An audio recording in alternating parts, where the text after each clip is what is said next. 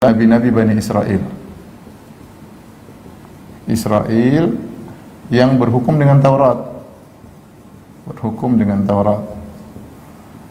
Kemudian Qafaina ini dalam bahasa Arab sebagaimana penjelasan Tahir bin Asyur dari Al-Qafa, ya. Al-Qafa itu zahar, itu maksudnya punggung belakang atau punggung belakang. Jadi seakan-akan Nabi Isa alaihissalam mengikuti mereka. Jadi mereka sudah di depan, Nabi Isa ngikut dari belakang. Itu maksudnya qafaina ala atharihim bi Isa bin Maryam. Kami menjadikan Nabi Isa bin Maryam mengikuti nabi-nabi sebelumnya, ya. Dan ini isyarat bahwasanya Nabi Isa adalah, ya, Nabi Isa mengikuti nabi-nabi Bani Israel, menunjukkan, ya, Nabi Isa adalah nabi terakhir. Adalah nabi terakhir dari nabi-nabi Bani Israel. Ya, karena kalau dia bukan yang terakhir, dia tidak dikatakan mengikuti belakang mereka, karena berarti dia juga akan diikuti oleh nabi Bani Israel setelah dia. Tapi karena Allah menyebutkan dia yang mengikuti nabi-nabi sebelumnya, mengikuti belakang mereka, menunjukkan dialah nabi terakhir dari Bani Israel. Tentunya setelah Nabi Isa alaihissalam ada Nabi Muhammad sallallahu alaihi wasallam, tapi Nabi Muhammad al-Hashimi al-Qurashi al-Arabi, bukan dari Bani Israel tapi dari bangsa Arab, ya. Ini maksud dari ayat ini. Kemudian kami iringkan setelah nabi-nabi tersebut Isa bin Maryam. Allah nisbahkan kepada ibunya Isa bin Maryam karena dua sebab, ya. Pertama, ia tidak punya anak, tidak punya ayah. Yang kedua, untuk membantah kaum Nasara yang menuduhnya anak zina. Ya, karena kita tahu Maryam dituduh, Maryam bintu Imran dituduh berzina dengan seorang laki sehingga lahirlah Nabi Isa alaihissalam sebagaimana pendapat orang-orang Yahudi. Namun Allah mengatakan Isa bin Maryam, seandainya dia punya ayah, akan dinisbahkan kepada ayahnya, ya. Oleh karenanya diambil hukum dari permasalahan ini, Syekh Utsaimin mengambil faedah, ya. Faedah, kalau seorang tidak punya ayah, maka dinisbahkan kepada anaknya, kepada ibunya, dinisbahkan kepada ibunya. Jika terjadi perzinahan, ya, jika terjadi perzinahan,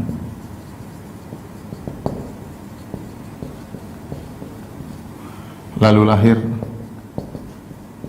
seorang anak, maka ada dua kondisi.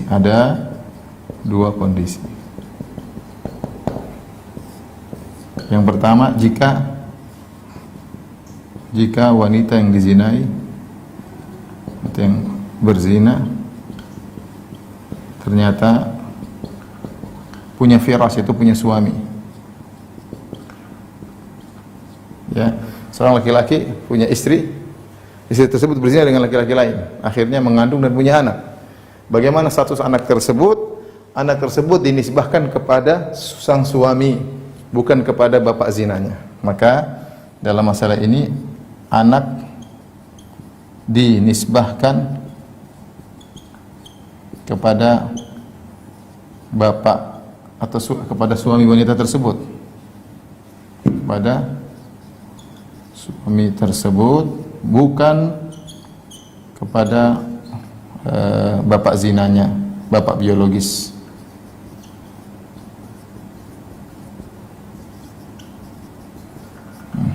Karena Nabi SAW bersabda dalam hadisnya, Rasulullah SAW bersabda, al-walad lil firash, ya, walil akhir al-hajar. Ini hadis yang masyhur, kata Nabi SAW, anak disandarkan kepada suami perempuan tersebut. Adapun bagi lelaki pezina, dia cuma dapat batu, artinya tidak dapat apa-apa. Dan ini pernah terjadi kasus di zaman Nabi SAW, ya. Tetap Nabi menghukum perempuan itu kalau punya anak dan dia punya suami, maka tetap dinisbahkan kepada suami meskipun mukanya beda. Meskipun ini hukum Islam seperti ini. Yang jadi permasalahan, bagaimana kalau wanita tersebut tidak punya suami? Jika wanita tersebut tidak punya suami, ya, lantas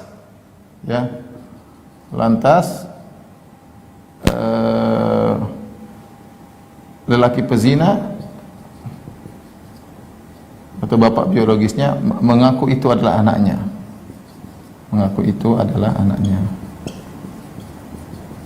apakah dinisbahkan kepadanya? Dalam hal ini ada khilaf di kalangan para ulama, khilaf di kalangan para ulama, dua pendapat, ya.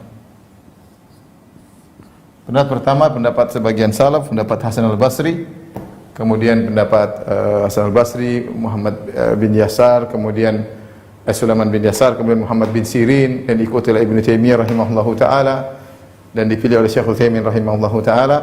Maka dalam kondisi demikian, anak boleh dinisbahkan kepada bapak zina. Anak boleh dinisbahkan kepada bapak zina.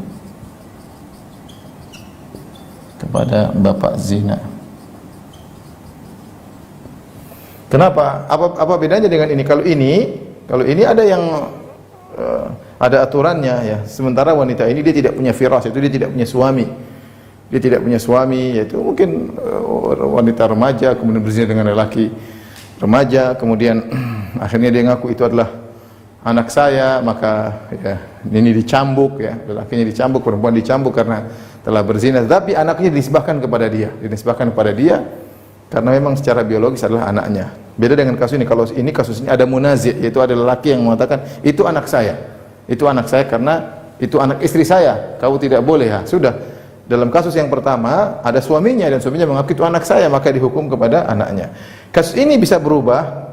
Kasus yang pertama ini tidak berlaku lil walad lil firas lil akhir al hajar. Ini tidak berlaku hukum ini jika suami dari wanita ini menolak, dia mengatakan itu bukan anak saya. Kemudian mereka mengadakan mula'anah, saling melaknat di antara mereka, sebenarnya Allah sebutkan di awal surat An-Nur. Kemudian akhirnya dipisahkan. Ketika dipisahkan, meskipun anak tersebut lahir ketika sang istri masih menjadi status istrinya, tapi sang suami mengatakan ini bukan anak saya. Ketika dia menuduh ini bukan anak dia, maka ini anak zina, terjadi mula'anah. Akhirnya anak tersebut tidak dinisbahkan kepada sang suami karena terjadi mula'anah. Tapi kalau tidak terjadi mula'anah, tidak saling melaknat, kemudian sang istri tetap bersama sang suami, sementara anak itu adalah hasil zina, tetap anak itu dinisbahkan kepada suaminya. Anak itu dinisbahkan kepada suaminya. Ini ada hukum syariat seperti itu. Kecuali tadi kalau dia tolak ini bukan anak saya, maka harus diceraikan dan anak tersebut tidak dinisbahkan kepada siapa-siapa. Adapun kalau suami seorang wanita tidak punya suami, maka dua pendapat. Pendapat pertama mengatakan boleh dinisbahkan kepada bapak zinanya. Pendapat jumhur ulama yang kedua, jumhur mayoritas tetap tidak boleh. Boleh dinisbahkan kepada bapak zinanya. Bapak zinanya tetapi dinisbahkan kepada ibunya.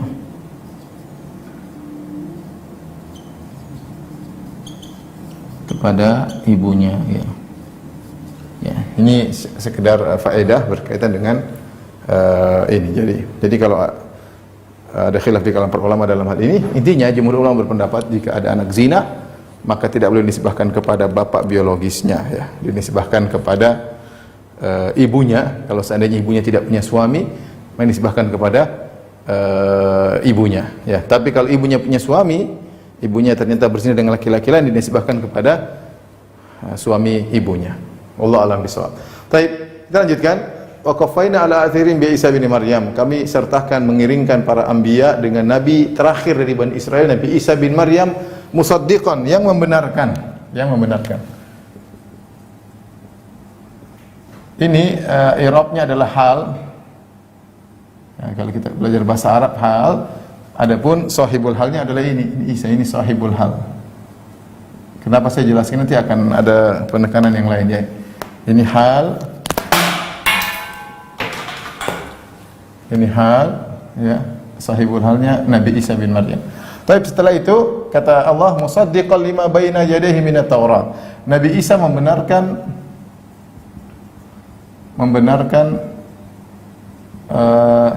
kitab Taurat yang sebelumnya, Taurat yang turun sebelumnya, sebelum beliau. Baik. Setelah itu Allah berfirman, wa atainahul Injil. Kami berikan kepada dia Injil, ya. Kami berikan kepada Nabi Isa, ini Isa adalah kitab Injil. Yang kitab Injil dalamnya ada petunjuk dan cahaya. Petunjuk dan cahaya. Kemudian musaddiqan, yang membenarkan.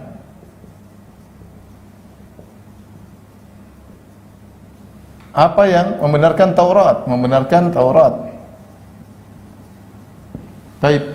Perhatikan di sini, untuk yang ini, musaddiqan ini hal, tetapi sahibul halnya Injil. Sahibul hal. Sahibul halnya adalah Injil, bukan Nabi Isa. Jadi hal kembali kepada sahibul hal. Yaitu maksudnya kitab Injil membenarkan Taurat. Kalau ini sebelumnya Nabi Isa membenarkan Taurat.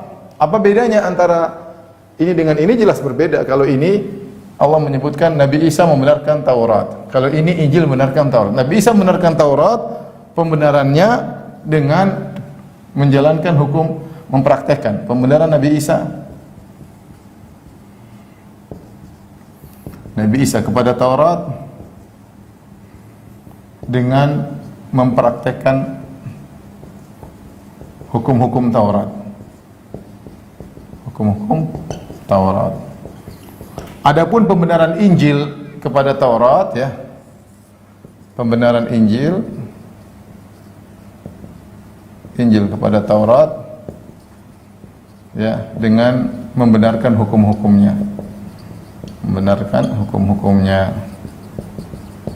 Ini dijelaskan oleh Tahir bin Asyur dalam tafsirnya, perbedaan antara dua hal ini, ya. Akan tetapi bukan berarti Injil sama persis dengan Taurat, tidak.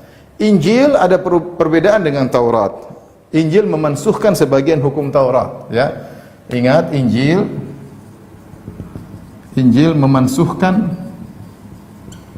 memansuhkan sebagian hukum Taurat. Makanya dalam Al-Qur'an Nabi Isa berkata, Allah menukil perkataan Nabi Isa berkata, wali uhilla lakum, dalam surat Al-Imran, wali uhilla lakum ba'dhal ladzi hurrima alaikum.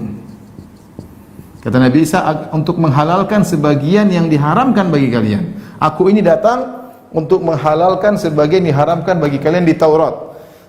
Ini di antara hal yang membuat orang-orang Yahudi tidak suka dengan Nabi Isa, karena Nabi Isa seakan-akan mengotak-atik Taurat. Padahal mereka selama ini Taurat, setelah Nabi Musa alaihissalam berjalan para nabi-nabi Bani Israel yang begitu banyak, tidak ada yang pernah mengotak-atik isi Taurat. Datang Nabi Isa alaihissalam, Allah berikan hukum yang dimana ada memansuhkan sebagian hukum-hukum Taurat. Meskipun Nabi Isa membenarkan Taurat, Injil membenarkan Taurat, tapi ada memansuhkan sebagian hukum Taurat. Ini yang menjadikan orang Yahudi tidak suka dengan Nabi Isa atau tidak beriman kepada Nabi Isa alaihissalam. Wa hudan wa mau'izatal muttaqin, dan dalam Taurat ada hudan, ada mau'izatan, ada dalam dalam Injil ada petunjuk, ada mau'izah, dan bagi orang-orang yang bertakwa, ya. Tolong dihapus.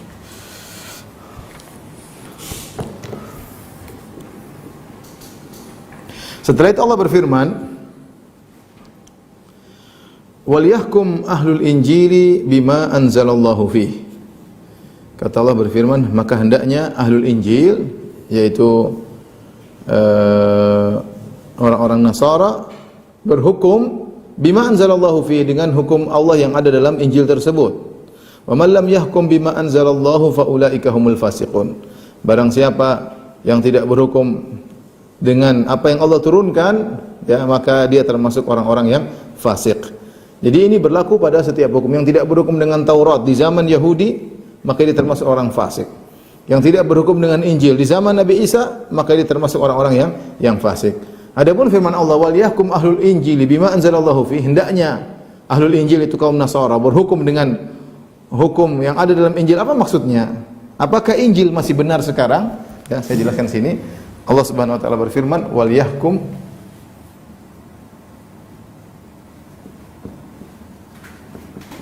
ahlul injil bima anzalallahu fi. Perhatikan, hendaknya ahlul injil, hendaknya Nasara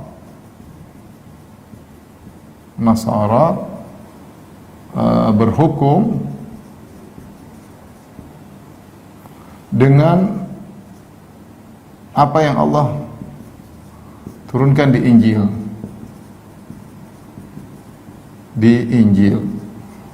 Baik.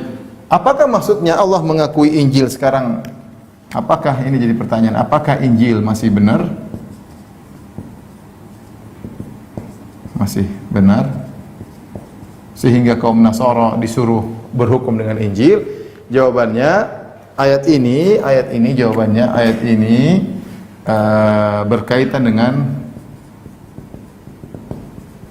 berkaitan dengan Injil di zaman Nabi Isa.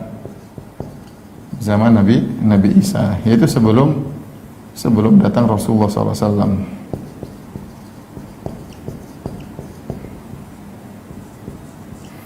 Adapun setelah datang Nabi SAW, maka seluruhnya mansukh, baik Taurat maupun Injil, maka kembali kepada hukum Al-Quran. Jadi ayat ini maksudnya setelah Allah memuji Injil, ya, wa atainahul injil, ya, fihi hudaw wa nur wa musaddiqan lima baina yadayhi minat taurat wa hudaw wa mau'izatan lil muttaqin. Kemudian Allah berkata, wal yahkum ahlul injil, yaitu seakan-akan Allah berkata, kami turunkan Injil kepada Nabi Isa, wahai kaum Nasara, maka hendaknya kaum Nasara berhukum dengan Injil. Allah bercerita tentang masa lalu. Di zaman mereka harusnya berhukum dengan Injil, tapi ternyata mereka tidak berhukum dengan Injil. Di antaranya mereka tidak beriman kepada Nabi Muhammad SAW. Ternyata mereka tidak berhukum dengan Injil dalam segala hal. Di antaranya mereka tidak beriman, di antaranya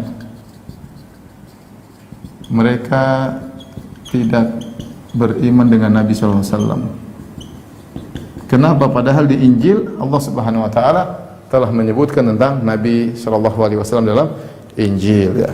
Tapi mereka tidak beriman, ya. Kita tahu sekarang Injil pun sudah mengalami banyak perubahan, sebagaimana pernah saya bahas pada pembahasan tersendiri. Yang jelas maksudnya sekarang ada Injil cuma 4, Injil Matius, Injil Lukas, Injil Yohanes, ya.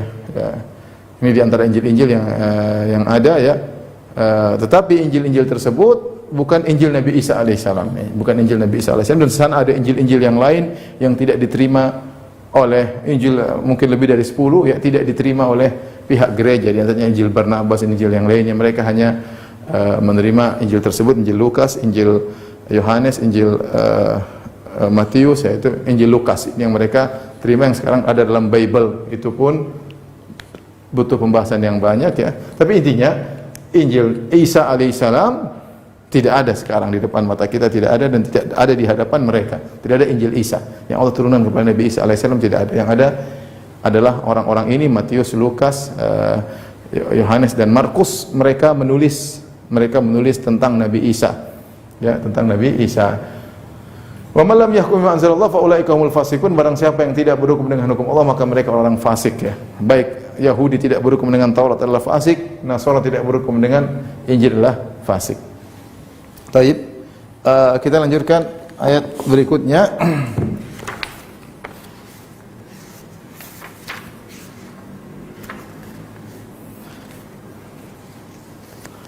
Allah Subhanahu wa taala berfirman, wa anzalna ilaikal kitaba bil haqq. Kata Allah Subhanahu wa taala, dan kami turunkan kepadamu Al-Qur'an dengan membawa kebenaran. Musaddiqan lima baina yadayhi minal kitab. Yang di mana Al-Qur'an membenarkan kitab-kitab sebelumnya, baik Taurat maupun Injil, bahwasanya benar kitab-kitab tersebut benar pernah diturunkan oleh Allah kepada nabi-nabi sebelumnya. Suhuf Ibrahim, ya, suhuf lembaran-lembaran yang Allah berikan kepada Nabi Ibrahim. Tetapi Al-Qur'an musaddiqan lima baina yadayhi minal kitab. Al-Qur'an membenarkan kitab-kitab sebelumnya, tapi muhaiminan alaih wa muhaiminan alaih. Wa muhaiminan alaih maksudnya Al-Qur'an adalah memansuhkan kitab-kitab sebelumnya. Fahkum bainahum bima anzalallah, maka hukumlah engkau wahai Muhammad di antara mereka dengan apa yang Allah turunkan kepadamu. Wala tattabi ahwa'ahum amma ja'aka minal haq. Jangan kau ikuti hawa nafsu mereka sehingga kau terpalingkan dari apa yang kebenaran yang telah datang kepadamu. Likullin ja'alna minkum syir'atan wa minhaja. Ya, masing-masing kami telah menjadikan bagi masing-masing umat syariat dan jalan, ya. Walau sya'allahu la ja'alakum ummatan wahidah. Kalau Allah berkehendak, Allah akan menjadikan kalian umat yang satu. Walakin liyabluwakum fima atakum. Tapi Allah menguji kalian dengan apa yang Allah berikan kepada kalian. Fastabiqul khairat, maka berlomba-lombalah untuk melakukan kebajikan. Ilallahi marji'ukum jami'an. Sungguhnya kepada Allah tempat kembali kalian seluruhnya. Fayunabbi'ukum bima kuntum fihi takhtalifun. Maka Allah akan mengabarkan kepada kalian tentang apa yang kalian perselisihkan selama di dunia. Baik, kita masuk pada ayat ke-48, kata Allah, wa anzalna ilaikal kitaba bil haqq. Kami turunkan Al-Qur'an kepada engkau. Jadi setelah Allah menyebutkan tentang kitab-kitab sebelumnya, Allah puji kitab-kitab sebelumnya, Taurat, ada Hudan, ada Nur. Allah puji juga Injil. Allah mengatakan Hudan wa Nur, ada petunjuk, ada mau'izah, ya. Allah puji kitab-kitab sebelumnya. Setelah itu Allah puji Al-Qur'an. Allah puji Al-Qur'an. Wa anzalna ilaikal kitaba bil haqq. Kami turunkan kepada engkau Al-Qur'an dengan kebenaran. Fungsi Al-Qur'an tersebut musaddiqan lima baina yadayhi minal kitab wa muhaiminan alaih. Ya. Perhatikan sini. Fungsi Alkitab, kata Allah Subhanahu wa taala, musaddiqan lima baina yadayhi minal kitab wa muhaiminan alaih. Ini dua fungsi Al-Qur'an. Fungsi Al-Qur'an ada dua. Ini. Yang pertama adalah musaddiqan, membenarkan kitab-kitab sebelumnya. Jadi benar bahwasanya Taurat pernah Allah turunkan kepada Nabi Musa, Injil pernah Allah turunkan kepada Nabi Isa. Al-Qur'an membenarkan, Allah tidak mengingkari, ya. Al-Qur'an tidak mengatakan yang benar Muhammad saja, yang lain dulu salah. Tidak. Al-Qur'an membenarkan. Kemudian suhuf Ibrahim, bahkan Al-Qur'an sebutkan. Tapi fungsi yang kedua, muhaiminan alaih, yaitu pemutus, ya. Pemutus hukum, ya. Jadi muhaiminan Ibnu Katsir mengatakan maknanya datang dalam sebagian salaf tiga makna. Ada yang mengatakan amin, yaitu apa namanya, kepercayaan, ya. Kemudian namanya syahidan, menjadi saksi bagi kitab-kitab sebelumnya. Kemudian pendapat yang ketiga di sebagian salaf yaitu hakim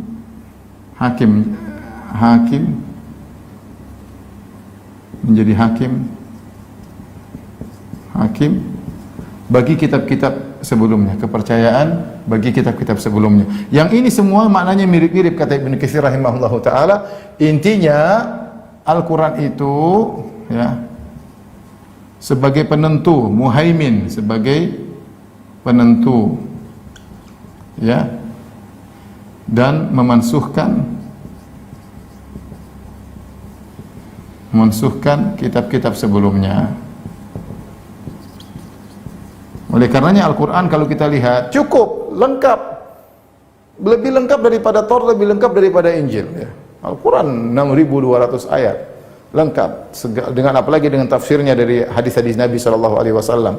Sehingga kita sekarang tidak perlu lagi kepada kitab-kitab sebelumnya, tidak perlu kepada Taurat, tidak perlu kepada Injil, ya. Al-Qur'an sudah cukup. Makanya ketika Umar bin Khattab membaca lembaran-lembaran dari kitab-kitab sebelumnya, maka Rasulullah tegur, amutahawwikuna anta ya Ibnu Khattab, kau ragu bimbang wahai Ibnu Khattab. Nabi tidak suka, ya. Kata Nabi, "Lau kana Musa hayyan ma wasi'a al-ittiba'i." Kalau Nabi Musa masih hidup, dia pasti akan ikut aku. Jadi intinya Al-Qur'an sudah cukup, tidak perlu kepada kitab-kitab sebelumnya, ya. Kemudian kata Allah Subhanahu wa taala, "Fahkum bainahum bima anzalallah." Setelah itu Allah berfirman, "Fahkum bainahum bima anzalallah wa la tattabi' ahwa'ahum amma ja'aka minal haqq. Likullin ja'alna minkum syir'atan wa minhaja." Kata Allah, berhukumlah di antara mereka dengan apa yang Allah turunkan. Berhukumlah ya di antara mereka, di antara orang Yahudi. Mereka maksudnya orang-orang Yahudi, Bani Israel, dengan apa yang Allah turunkan. Allah turunkan. Kemudian kata Allah Subhanahu wa taala, "Wala tattabi' ahwa'ahum amma ja'aka minal haqq." Jangan kau ikuti hawa nafsu mereka. Ya, nafsu-nafsu mereka sehingga engkau meninggalkan hak yang ada padamu. Hak yang ada padamu. Maksudnya apa, ikhwan? Maksudnya orang-orang Yahudi dahulu, mereka datang kepada Nabi minta dihukum. Mereka kata, "Ya Muhammad, berilah hukum di antara kami. Kami punya masalah, berilah hukum di antara kami." Seakan-akan kalau kita lihat orang Yahudi yang datang kepada Rasulullah minta dihukum, seakan-akan mereka ini menghormati Nabi. Perhatikan, seakan-akan mereka menghormati Nabi. Seakan-akan mereka memuliakan Nabi SAW. Dan ini bahaya. Ya, karena orang datang kepada kita berarti apa? Berarti kan dia hormati kita, maunya mengambil hukum kita. Tapi ingat, Yahudi suka pembohong, suka berdusta, dan Allah sudah sebutkan sebelumnya. Saya katakan seakan-akan Yahudi, ya, seakan-akan Yahudi menghormati Nabi, menghormati dan memuliakan Nabi, sehingga mereka datang kepada Nabi. Tapi Allah ingatkan, namun Allah ingatkan Nabi akan sifat buruk mereka. Bahwasanya mereka itu punya hawa nafsu. Mereka akan datang, mereka pandai ngomong. Mereka akan ngomong-ngomong pada Nabi dengan kata-kata yang baik, khawatir jangan sampai Nabi meninggalkan al-haq. Jangan sampai Nabi meninggalkan al-haq. Nabi harus tetap tegar menggunakan al-haq dalam menghukumi mereka, meskipun mereka orang Yahudi. Oleh karenanya kalau ada orang Yahudi datang kepada Nabi SAW ingin berhukum, maka tetap pakai hukum Al-Quran. Tidak boleh pakai Taurat, tidak boleh pakai Injil. Meskipun mereka mengatakan, "Ya Muhammad, kita ingin berhukum dengan Taurat, tapi kau yang menentukan." Tidak boleh, kata Allah, "Fahkum bainahum bima anzalallah." Harus dengan Al-Quran. Ini semakin menguatkan bahwasanya ketika Al-Quran datang, Taurat dan Injil tidak berlaku lagi dalam syariat Islam, tidak berlaku lagi, dan Nabi tetap menghukumi orang Yahudi dengan Al-Quran. Ya. Jangan ikuti hawa nafsu mereka, karena mereka pandai ngomong orang Yahudi. Nanti ngomong, kemudian ngomong, akhirnya khawatir Nabi kebawa, akhirnya meninggalkan sebagian kebenaran gara-gara pandai ngomongnya Yahudi. Maka Allah ingatkan Nabi akan hal tersebut. Ya. Kemudian kata Allah Subhanahu wa taala, "Likullin ja'alna minkum syir'atan wa minhaja."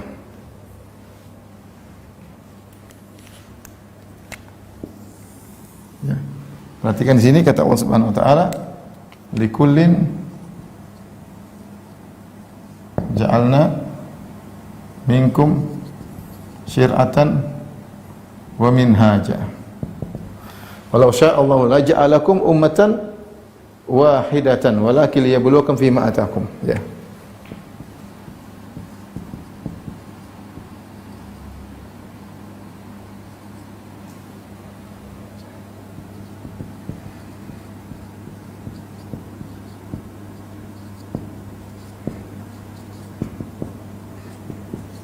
Fastabiqul khairat.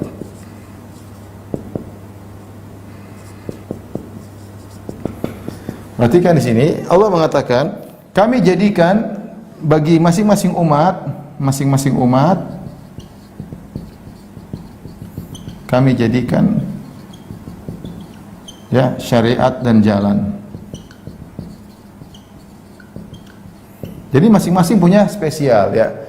Para anbiya mereka berbeda-beda syariatnya. Makanya dalam satu hadis kata Nabi sallallahu alaihi wasallam, "Nahnu ma'syarul anbiya abna'u allat," atau ikhwatun li allat. Abuna wahid, ummahatuna syatta. Kami kata para nabi kata Nabi SAW, kami para nabi, kami adalah saudara-saudara seibu. Bapak kami satu, ibu kami berbeda-beda. Kata para ulama, seluruh ahli hadis dalam tafsir mereka mengatakan, dalam buku-buku penjelasan hadis mereka mengatakan maksudnya seluruh nabi berdakwah tentang tauhid. Meskipun syariatnya berbeda-beda. Ya, syariatnya berbeda-beda. Makanya antara nabi satu dengan nabi yang lain bisa jadi berubah syariatnya. Mungkin nabi sebelumnya haram, nabi sekarang halal. Bisa jadi rasul sebelumnya halal, rasul sekarang haram. Contohnya Nabi Musa alaihissalam, sebelumnya ada sebagian yang haram, di zaman Nabi Isa dihalalkan. Ya, jadi berbeda-beda masing-masing syariat dan jalannya. Ya, ya berbeda-beda, tapi mereka semua bersatu dalam tauhid. Ya. Makanya setelah itu Allah mengatakan, walau sya'allahu la ja'alakum ummatan wahidah. Kalau Allah berkehendak, Allah jadikan kalian umat yang satu. Kalau Allah mau, Allah menjadikan kalian umat satu, yaitu syariatnya satu. Ya. Walakin liyabluwakum fima atakum, tapi ya saya catat aja biar enggak lupa. Kalau Allah berkehendak, Allah mau, Allah jadikan kalian umat yang satu. Kata Ibnu Katsir maksudnya apa? Maksudnya satu syariat. Sudah enggak ada namanya Yahudi, enggak ada Nasara, semuanya satu syariat. Nabinya satu, semuanya satu. Tapi Allah tidak. Allah sengaja membeda-bedakan. Walakin liyabluwakum fima atakum, akan tetapi Allah menguji kalian pada syariat kalian. Ya, masing-masing ada ujiannya. Orang-orang Yahudi mereka diuji dengan Taurat mereka. Orang Yahudi diuji dengan Taurat mereka. Orang-orang Nasara diuji dengan Injil mereka, karena ada hukum-hukum yang harus mereka jalankan. Orang Islam kita diuji dengan Al-Quran. Liyabluwakum fima atakum. Allah ingin menguji apa yang Allah berikan kepada kita. Diberi nikmat, Al-Quran nikmat, tapi ada ujian di dalamnya. Harus kita pelajari, harus kita kerjakan, ada yang harus kita tinggalkan. Sama umat-umat terdahulu juga, Yahudi, Bani Israel diuji dengan Taurat, kaum Nasara diuji dengan Injil.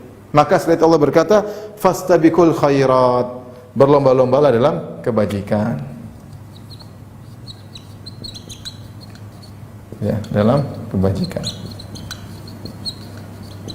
Ya.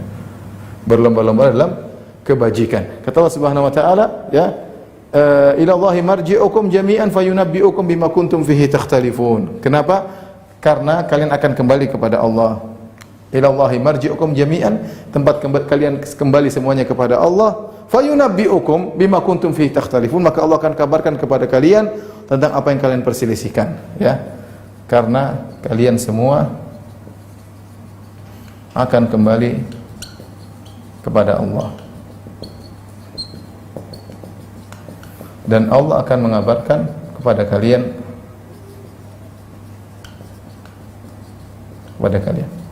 Makanya ikhwan kita berusaha untuk berlomba-lomba dalam kebajikan. Nanti kalau kita meninggal, kita dibangkitkan, Allah akan kabarkan apa yang kalian perlombakan, kemudian apa yang kalian perselisihkan, Allah akan jelaskan sebenarnya pada hari yang sangat dahsyat, itu pada hari kiamat, ya. Jadi ini maksud dari ayat tersebut, masing-masing nabi punya syariat tersendiri, tetapi mereka semua bersatu padu dalam masalah tauhid, ya. Memang Allah berkehendak demikian, Allah tidak menjadikan seluruh umat manusia dalam satu nabi, tapi syariatnya berbeda-beda, nabinya berbeda-beda, ya. Untuk apa? Karena masing-masing ada ujiannya tersendiri. Karenanya kalian berlomba-lomba dalam kebajikan. Tolong dihapus.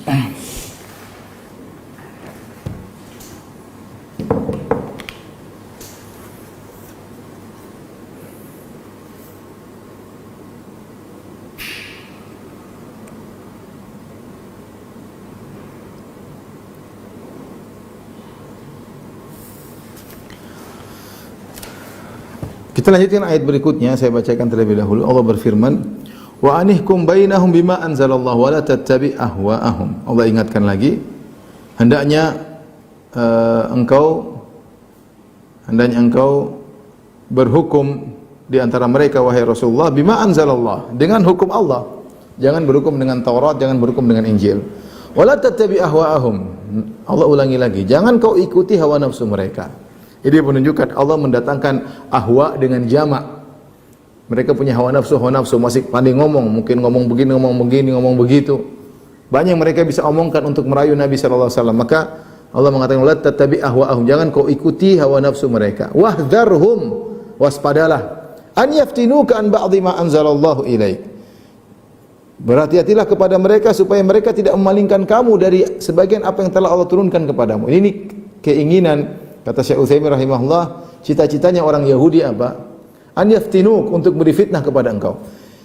Ini ayat Allah berbicara tentang Nabi SAW. Kita tahu Nabi tidak akan mengikuti hawa nafsu mereka. Tapi kenapa Allah sebutkan hal ini? Sebagai peringatan kepada kita. Karena bahayanya orang-orang Yahudi.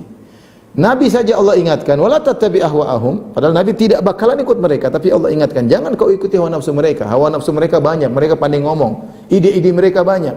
Wahai Rasulullah, jangan ikuti mereka. Padahal Nabi tidak akan ikuti, tapi Allah tetap sebutkan sebagai peringatan kepada umatnya, jangan ikuti. Bahkan Allah tekankan, wahdharhum, hati-hatilah, waspadalah. An yaftinuka an ba'dhi ma anzalallahu ilaik. Jangan sampai mereka memfitnah engkau wahai Muhammad sehingga kau terpalingkan dari hak yang kau bawa. Hati-hati orang Yahudi. Mereka ingin kita berpaling dari Al-Qur'an. Ya, mereka ingin kita berpaling dari Al-Qur'an. Meskipun mereka orang Yahudi tahu kita di atas kebenaran, ya ikhwan. Mereka tahu betul tentang Rasulullah SAW. Cuma mereka enggak mau Nabi dari orang Arab. Mereka enggak mau. Ya, Allah mengatakan ya'rifunahu kama ya'rifuna abna'ahum. Mereka kenal betul Muhammad sebagaimana mereka mengenal anak-anak mereka. Kita yakin Allah bilang itu, Allah enggak bohong. Mereka kenal betul. Karena termaktub dalam Taurat, mereka kenal betul, apalagi rabi-rabi mereka, mereka ngerti. Ya. Allah katakan ghairil maghdubi alaihim. Jalan orang yang dimurkai oleh Allah. Kenapa dimurkai mereka Yahudi? Karena mereka tahu tentang ilmu tentang Muhammad, tapi mereka tidak mau beriman kepada Muhammad. Cuma satu masalahnya, karena Muhammad adalah Arab. Ya. Meskipun mereka mungkin sekarang unggul dari sisi dunia, dari sisi materi, tapi mereka tahu mereka kalah dalam sisi agama. Mereka tahu Muhammad lebih terakhir. Jadi apa yang mereka cita-citakan dari kita? Mereka ingin kita berpaling dari Al-Quran. Itu. Ini dijelaskan oleh Syekh Utsaimin rahimahullah ta'ala dalam tafsirnya. Jadi mereka, meskipun mereka unggul, kenyataannya sekarang mereka unggul dalam masalah dunia. Mereka banyak penemu, mungkin mereka menguasai ekonomi, mereka bank-bank riba mungkin mereka yang kuasai, mereka yang menguasai mungkin film Hollywood, hiburan-hiburan, semua mereka kuasai, mungkin media sosial mereka kuasai, dunia mereka pegang. Tapi mereka tetap hasad kepada kaum muslimin. Mereka tidak suka kaum muslimin menjalankan Al-Quran. Sehingga cita-cita mereka adalah bagaimana kaum muslimin bisa berpaling daripada Al-Quran. Allah berkata, wahdharhum. Ya, waspadalah dari mereka. Ya, kata Allah Subhanahu Wa Taala. Ya, wahdharhum, hati-hatilah terhadap mereka wahai Muhammad. An yaftinuka an ba'dhi ma anzalallahu ilaik. Jangan sampai mereka memalingkan engkau dari apa yang Allah turunkan kepadamu. Kata Allah, fa in tawallau, kalau ternyata mereka datang kepada engkau wahai Muhammad kemudian ingin berhukumlah dengan ini, kau dikasih masukan, engkau dikasih masukan, maunya hukumnya begini. Karena orang Yahudi mereka pandai ngomong ya, dan mereka sudah merubah hukum Taurat sebagaimana pernah kita jelaskan sebelumnya. Mereka menegakkan hukum had kepada orang-orang miskin, adapun kepada orang-orang yang asyraf, orang-orang kaya, orang-orang terpandang, mereka tidak menegakkan hukum Taurat ya. Kalau kepada Taurat saja mereka berani ngotak-ngatik, apalagi keputusan Muhammad SAW. Jadi mereka ketika Nabi akan memberi keputusan hukum, mereka mau masuk-masukin nih. Begini aja Muhammad, begini aja Muhammad, begini aja Muhammad. Pandai ngomong. Allah bilang hati-hati sama mereka. Kalau ternyata mereka tidak terima, fa in tawallau, ternyata mereka berpaling dari engkau wahai Muhammad, ya. Fa'lam, kata Allah, biarin saja mereka berpaling. Annama yuridullahu an yusibahum bi ba'dhi dzunubihim. Sungguhnya Allah ingin memalingkan mereka karena akibat dosa-dosa mereka sebelumnya. Ini dalil bahwasanya terkadang kita terkena istidraj. Ya, semakin dipalingkan dari Allah gara-gara dosa sebelumnya. Falamma zagu azagallahu qulubahum, tatkala mereka menyimpang, Allah simpangkan hati mereka. Wa nuqallibu afidatahum wa absarahum kama lam yu'minu bihi awwala marrah. Kata Allah, kami membalikkan pandangan mereka, kembalikan hati mereka sebagaimana mereka tidak beriman sebelumnya. Ini waspada. Kita kalau melakukan satu kemaksiatan segera istighfar. Karena dosa-dosa kita ini bisa mendatangkan dosa-dosa yang lain. Ya, dosa-dosa yang lain, dosa memanggil saudari-saudarinya agar berkumpul, hati-hati. Allah sebutkan dalam banyak ayat bahwa terjadi keburukan gara-gara dosa sebelumnya. Bagaimana solusinya? Solusinya kalau kita berdosa segera istighfar. Segera istighfar. Seperti ayat ini kata Allah, fa in tawallau, jika mereka berpaling. Fa'lam, ketahuilah annama yuridullahu an yusibahum bi ba'dhi dzunubihim. Sungguhnya Allah ingin menimpakan kepada mereka musibah akibat sebagian dosa-dosa mereka. Bukan seluruh dosa mereka, tapi sebagian dosa mereka membuat mereka terkena musibah. Apa musibahnya di sini? Musibah dalam urusan agama. berpaling dari kebenaran. Harus kita sadari, namanya musibah bukan cuma musibah jasmani, ya, tetapi musibah yang paling bahaya musibah berkaitan dengan agama. Seperti berpalingnya orang Yahudi dari Nabi sallallahu alaihi wasallam, tidak beriman kepada Nabi, tidak menerima keputusan Nabi. Ini berpaling dari agama, waliyadzubillah. Kata Allah, wa inna katsiran minan nasi lafasiqun, dan kebanyakan manusia fasik, kebanyakan atau banyak dari manusia fasik, keluar daripada aturan Allah Subhanahu wa taala. Setelah Allah berfirman, afa hukmal jahiliyati yabghun. Apakah mereka kaum Yahudi ingin mencari hukum jahiliyah? Kata para ulama, semua hukum selain hukum Allah adalah hukum jahiliyah. Kenapa disebut dengan hukum jahiliyah? Disamakan orang jahiliyah, orang musyrikin. Padahal Yahudi bukan jahiliyah. Yahudi bukan jahiliyah. Yahudi mereka memiliki Alkitab, memiliki Taurat, mereka berilmu. Tapi Allah samakan hukum yang ingin mereka tolak hukumnya Muhammad. Mereka ingin punya hukum sendiri. Allah mengatakan, afa hukmal jahiliyati yabghun. Apakah mereka berharap hukum jahiliyah disamakan dengan hukum jahiliyah orang jahiliyah di zaman kaum musyrikin Arab? Kenapa? Karena hukum selain hukum Allah dibangun di atas kejahilan. Kejahilan. Kalau ada jelas hukum Allah, jangan kita berpaling. Famadza ba'dal haqqi illa dhalal. Tidak ada lagi setelah kebenaran kecuali kebatilan, kesesatan. Ya. Kalau jelas hukum Allah begini hukumnya, tidak boleh kita berpaling. Tidak boleh kita sengaja mencari hukum yang lain. Kalau kita mencari hukum yang lain berarti hukum jahiliyah. Jadi ini sangat berbahaya tatkala kita berhukum dengan hukum jahiliyah, ya. Kata Allah, "Man ahsanu minallahi hukman liqaumi yuqinun." Dan siapakah yang lebih baik hukumnya bagi orang-orang yang beriman. Benar, hukum Allah terbaik, hukum Allah yang terbaik, ya. Karena hukum manusia orang ributkan sekarang, diperdebatkan, orang tidak terima, nanti hukum baru lagi, ribut lagi. Nanti sudah berjalan diganti lagi, ya seperti itu hukum-hukum manusia.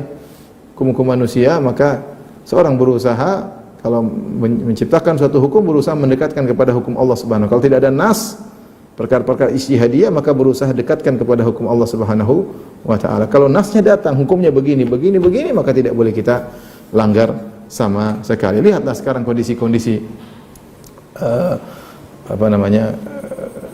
negara-negara di dunia ini, tidak ada yang benar-benar ingin menjelaskan, menegakkan hukum Islam kecuali ya yang kita tahu yaitu kerajaan Arab Saudi yang berusaha menjalankan, tentu dengan kekurangan yang ada, ya. Tetapi yang lainnya bahkan negara-negara Islam, ya, kaum muslimin mereka menjauh dari hukum Allah Subhanahu wa taala dan mereka memilih hukum jahiliyah. Ya.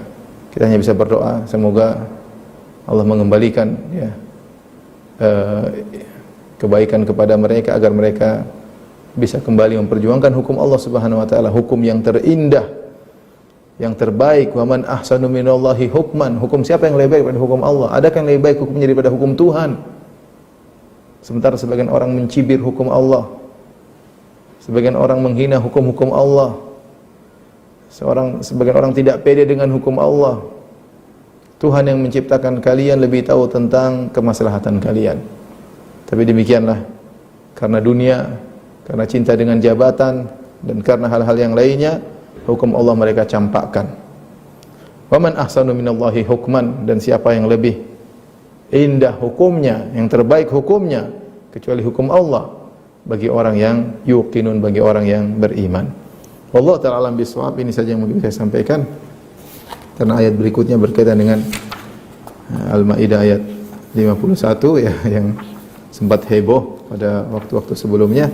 Mungkin kita perlu menjelaskan lebih dalam lagi pada kesempatan yang lain insyaallah. Wallahu ta'ala alam bisawab. Saya kembalikan kepada Mas Dwi Pak, hafizahullah taala.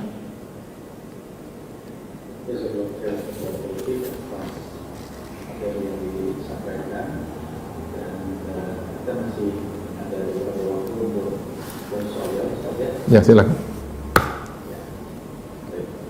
Ada beberapa pertanyaan yang sudah masuk melalui chatbot dan insyaallah nanti diberikan akses kepada yang ingin bertanya secara langsung. Pertanyaan pertama. Assalamualaikum warahmatullahi wabarakatuh. Waalaikumsalam. Artian Al-Quran membenarkan kitab-kitab sebelumnya, apakah hanya terbatas bahwa adanya kitab-kitab tersebut turun kepada para nabi, turun Injil kepada Nabi Isa, Taurat kepada Nabi Musa, Zabur kepada Nabi Daud, atau membenarkan isi kitab tersebut yang berisi tentang ajaran tauhid, atau yang mana? Apa ada penjelasan tentang hal tersebut? Syukur atau putih? Demikian saya tanya. Iya, kalau di zaman Nabi Shallallahu Alaihi Wasallam mungkin Nabi bisa membedakan mana ayat yang benar, mana ayat yang tidak benar, ya. Tapi kita tahu bahwasanya perubahan-perubahan yang terjadi pada Taurat dan Injil mengalami banyak perubahan dan ada tambahan, pengurangan dan yang lainnya, sehingga kita dapati isinya banyak yang aneh, ya. Tapi kalau ada ayat-ayat dalam Taurat atau dalam Injil yang sesuai dengan Al-Quran, maka kita benarkan. Seperti kisah pertemuan Nabi Musa dengan Allah Subhanahu wa taala. Kisah Nabi Musa mungkin marah kepada kaumnya yang menyembah sapi, itu ada. Kisah Nabi kemana Laut Merah terbelah kemudian dilewati oleh Bani Israel, itu ada. Itu kita benarkan, ya. Kisah misalnya Nabi dalam perjanjian lama misalnya manusia ditimpa dengan banjir bandang di zaman Nabi Nuh alaihissalam, ya. Seperti itu, ya. Bahwasanya Nabi Isa alaihissalam adalah muallim, guru, ya. Benar dalam Al-Quran Allah membenarkan, ya. Jadi barometernya akhirnya yang pasti kita Al-Quran membenarkan kitab-kitab tersebut pernah turun kepada nabi-nabi yang sebelumnya. Adapun isinya terpaksa kita harus jadikan Al-Quran sebagai muhaimin. Muhaimin tadi amin, kepercayaan, pemberi keputusan. Kita cek ada Taurat, Injil, lihat sesuai enggak dengan Al-Quran. Kalau enggak sesuai kita bilang ini enggak benar. Contoh dalam Taurat banyak sekali, ini sudah pernah saya bahas pada pertemuan-pertemuan sebelumnya, khusus masalah iman kepada Alkitab, seperti Allah lupa, seperti Allah tidak tahu, ya, seperti Allah menyesal. Ini contohnya, maksudnya dalam Taurat banyak penyimpangan, demikian juga dalam Injil ada penyimpangan dan yang lainnya. Intinya semuanya harus dikembalikan kepada Al-Quran, dan hukum Taurat dan Injil sudah mansukh setelah datang Al-Quranul Karim. Maka tadi sudah kita jelaskan, orang Yahudi kalau datang ingin minta berhukum, Allah mengatakan fahkum bima anzalallah, fahkum bainahum bima anzalallah, berhukumlah di antara mereka dengan Al-Quran, bukan dengan kitab-kitab mereka. Wallahu a'lam bishawab.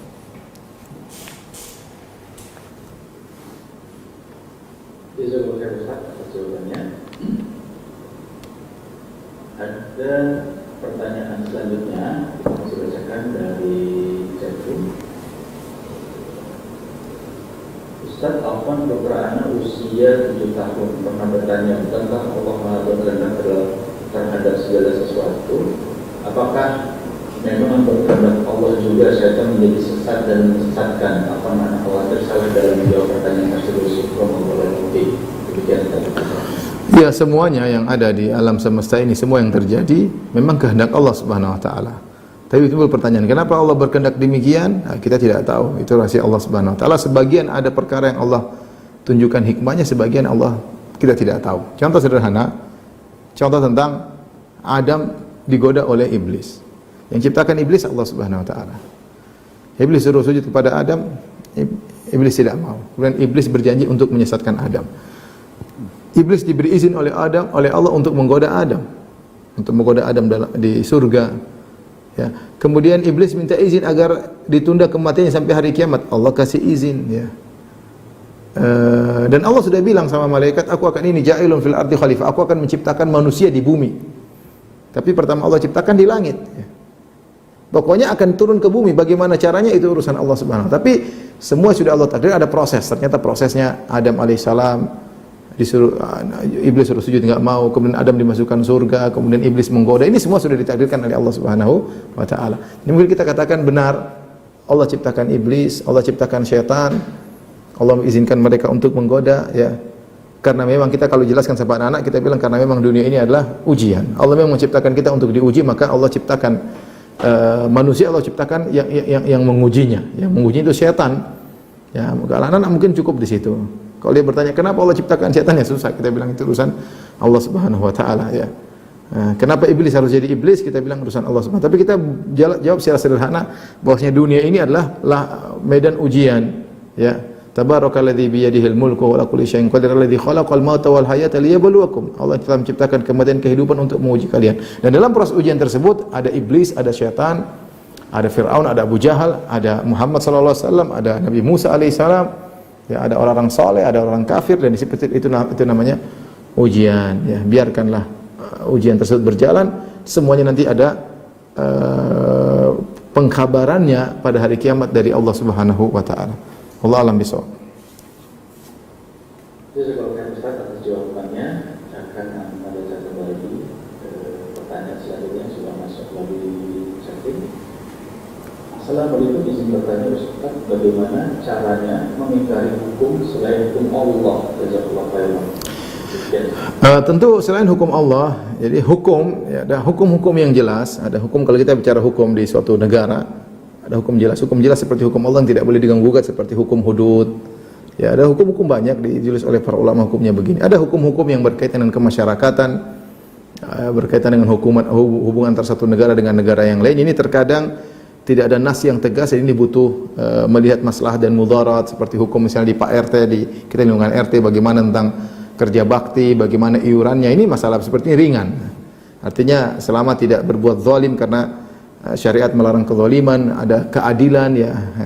Syariat menyuruh kita berbuat adil tapi tidak terperinci dalam segala hal. Nah, ketika kita terapkan misalnya di lingkungan DKM misalnya, atau di lingkungan RT, RW, maka ini membuka ide-ide yang intinya kita berusaha tidak berbuat zalim dan menegakkan keadilan. Tapi di sana ada hukum-hukum yang jelas, ya. Hukum yang jelas, yang tidak mungkin, yang sangat jelas diturunkan oleh Allah, dijelaskan oleh Nabi sallallahu alaihi wasallam, ini tidak boleh diganggu gugat. Dan ini saya katakan rata-rata negara tidak mau menjalankan hukum ini. Bahkan sebagian misalnya sebagian partai Islam yang sudah menang di suatu negara, bukan di tanah air, di negara lain, ketika mereka mengikrarkan atau deklarasi tentang hukum mereka mengatakan kami tidak akan berhukum dengan hukum Allah. Ya, mereka mengatakan demikian. Mungkin karena mereka memandang bahwasanya ini negara bercampur dengan agama yang lain, yang terserah, tapi intinya yang berusaha menerapkan hukum Allah, ya, cuma Arab Saudi, ya, dengan kekurangan yang ada, yang ada. Kita sebagai umat Islam tentunya kita ingin hukum Allah ditegakkan. Karena kita tahu di zaman Nabi SAW, ketika hukum Islam ditegakkan, bahkan orang-orang non-Muslim, orang-orang kafir yang tinggal bersama Nabi di zaman Nabi SAW, yang tinggal di zaman Abu Bakar, Umar, mereka tidak terzalimi, mereka mendapatkan hak mereka. Mereka mendapatkan hak mereka, dan mereka silakan beribadah dengan agama mereka.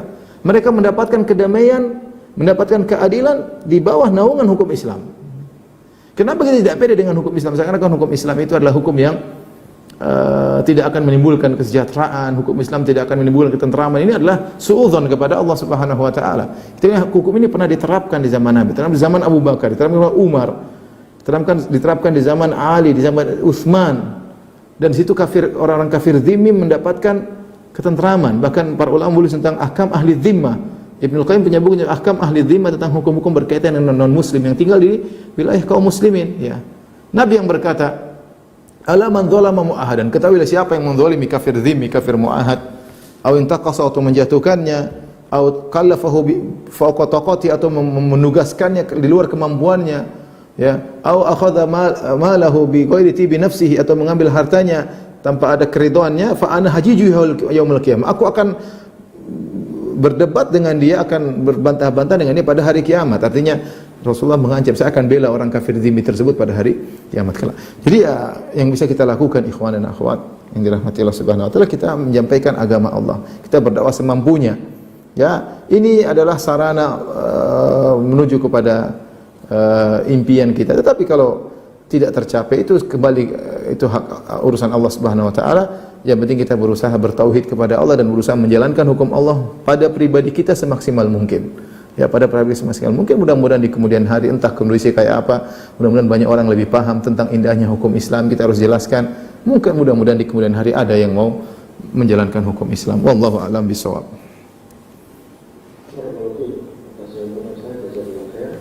Dan izin masih ada waktu untuk satu pertanyaan lagi, Ustaz. Silakan. Baik. Jamaah sekalian, ini adalah pertanyaan yang terakhir di pertemuan kita yang ke-10 dalam kajian kasus soal Ramadan. Semoga kita nanti bisa lebih jual waktu untuk menunjukkan dan depan. Pertanyaan terakhir kita, bagaimana muamalah kita sehari-hari untuk Yahudi dan Nasoro? Hanya di muamalah saja, Ustaz. Mengingat Ustaz juga sudah mengatakan bahwa mereka sudah memegang dunia, sosial media dan sebagainya. Syukran jazakallahu khairan. Hukum asal bermuamalah dengan mereka boleh. Nabi SAW tahu orang-orang Yahudi adalah orang-orang yang jahat, orang-orang suka berkhianat, dan Rasulullah mengetahui hal tersebut. Tapi Rasulullah tetap berhukum sebagaimana aturan yang ada. Rasulullah SAW mengadakan jual beli dengan mereka. Rasulullah SAW mengadakan perjanjian dengan mereka, ya, sebagaimana orang-orang non Muslim yang lain kita semua mal. Kalau mereka baik kita baik, kalau mereka enggak baik kita waspada. Allah yang telah memberikan kaidah umum, la yanhakumullahu 'anil ladzina lam yuqatilukum fid din wa lam yukhrijukum min diyarikum an tabarru wa tuqsitu ilaihim. Allahu yuhibbul muqsitin. Allah tidak melarang kalian untuk berbuat baik kepada orang-orang non Muslim yang mereka tidak memerangi agama kalian dan mereka tidak mengusir kalian dari negeri kalian. Sesungguhnya Allah menyukai orang-orang yang adil. Allah tidak melarang kalian berbuat baik dan berbuat adil. Kita alhamdulillah kita tahu bahwasanya orang-orang non Muslim bertingkat-tingkat. Ada di antara mereka yang amanah, di antara mereka yang baik. Allah sebutkan juga orang Yahudi pun demikian. Minhum ada yang diaman inta'manhu biqintarin yu'addihi ilaik. Ya, di antara orang Yahudi ada yang amanah dan ada yang tidak amanah. Allah jelaskan. Jadi intinya kita bermuamalah dengan siapapun baik non Muslim dengan cara yang baik. Kalau mereka nampak keburukan dari mereka, kita waspada karena Allah telah jelaskan tentang sifat-sifat mereka. Kita tidak menzalimi mereka, tidak boleh. Kalau mereka baik kita berbuat baik, tapi kalau mereka nampak lagat-lagat bahwasanya mereka akan berbuat keburukan, maka kita juga jangan konyol, kita hendaknya waspada. Wallahu ta'ala alam bisawab. Dengan ini saja yang saya sampaikan. Wabillahi taufiq wal hidayah. Assalamualaikum warahmatullahi wabarakatuh.